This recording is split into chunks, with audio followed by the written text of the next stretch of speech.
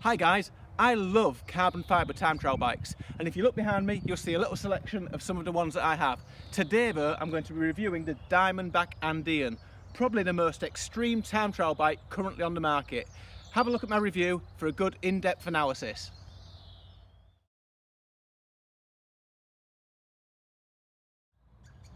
So the first thing that we notice is the incredible shape of the Diamondback Andean.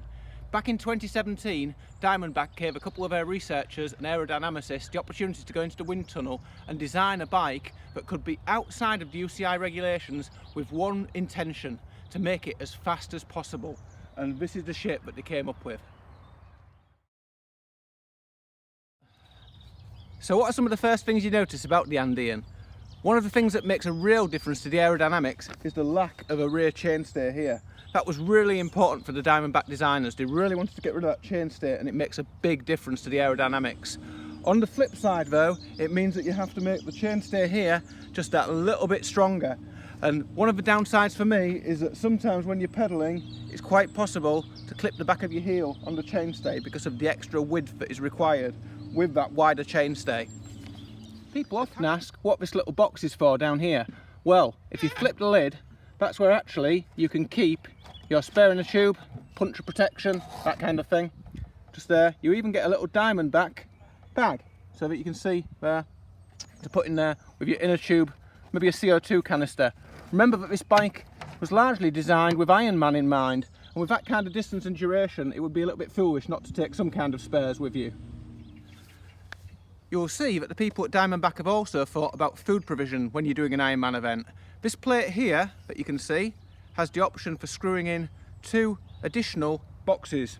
So what we can do is we can remove this piece, place this inside as a little container, and then what we do, we have this piece on the top which fits in like this. Well, you can see how it goes flush. It's a little bit complicated to do it while I'm just on the video. There we go.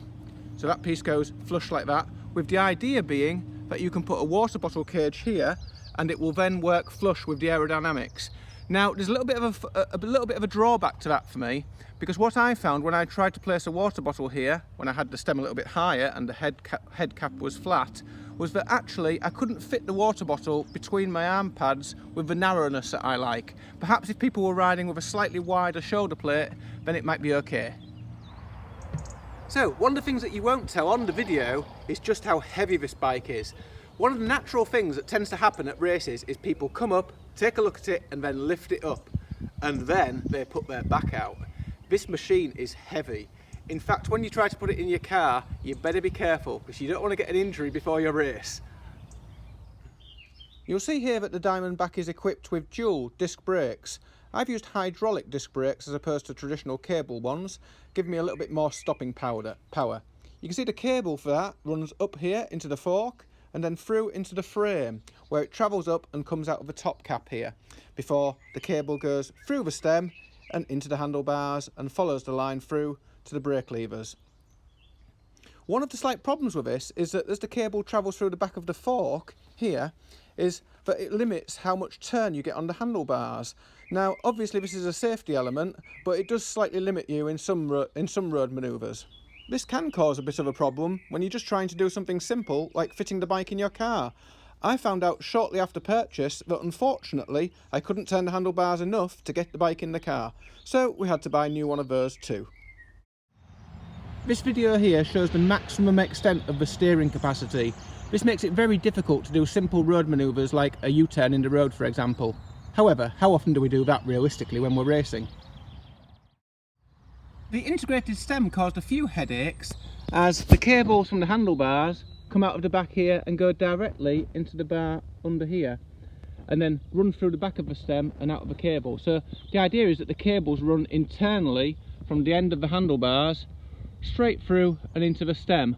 Now the stem was made specifically for these head aero bars, which are no longer in production. So you'll see the most recent Andean stem is slightly different, and as a result it doesn't fit quite as flush to the frame. One of the things which the bike does come equipped with is lots of these spacers which are the same shape as the frame, which helps you get the stem a little bit higher or a little bit lower. You'll see at the moment I haven't cut off the head cap completely because when I first started riding the bike I hadn't time trialled for a little while and I wanted the stem a little bit higher. I've dropped it down a little bit, and if I come to do a long distance event I might still want that bit of capacity, but the idea is that you cut the stem down and it will fit nice and flush with that nice matching piece there. So, one of the questions you've probably got is how does it ride out on the road? A couple of weeks ago I did a separate YouTube video where I went and timed myself around one of my local time trial courses, and perhaps you'd like to have a little look at that. It gives some good action footage and you can see the bike in motion.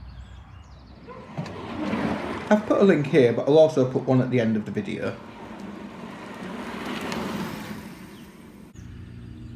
Now, you would expect with all this cross-sectional area that the Diamondback has, it would almost be impossible to ride with a disc wheel and a deep rim front. This is actually a shallower deep rim front than I usually use. I usually use an 808 on this bike. I was really shocked at just how comfortable the bike was and how easy it was to control in a strong crosswind.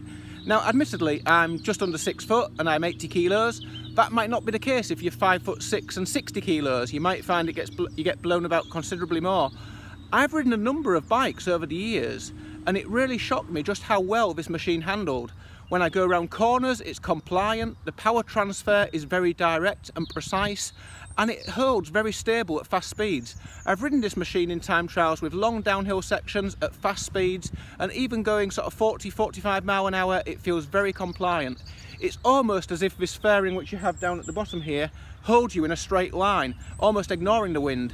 They've obviously done a lot of research here on looking at different yaw angles for maybe to tap some of the flatter Ironman events with that in mind, and it really does handle far better than many of the other time trial bikes that I've ridden.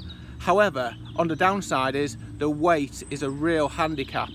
I don't ride many hilly events, but if I was going to ride a hilly time trial, I think I would probably find my old P3, pull it out of the box and get it set up and maybe ride it on that instead. Of course, another option for getting a Diamondback of your own is just to simply select one on Zwift. All you need to do is to get to level 37. It's the bike that I use as my time trial bike of choice. I hope you enjoyed the review. Have a little look at my other videos. I'm going to be reviewing some more bikes, and remember to subscribe to my channel. Bye for now.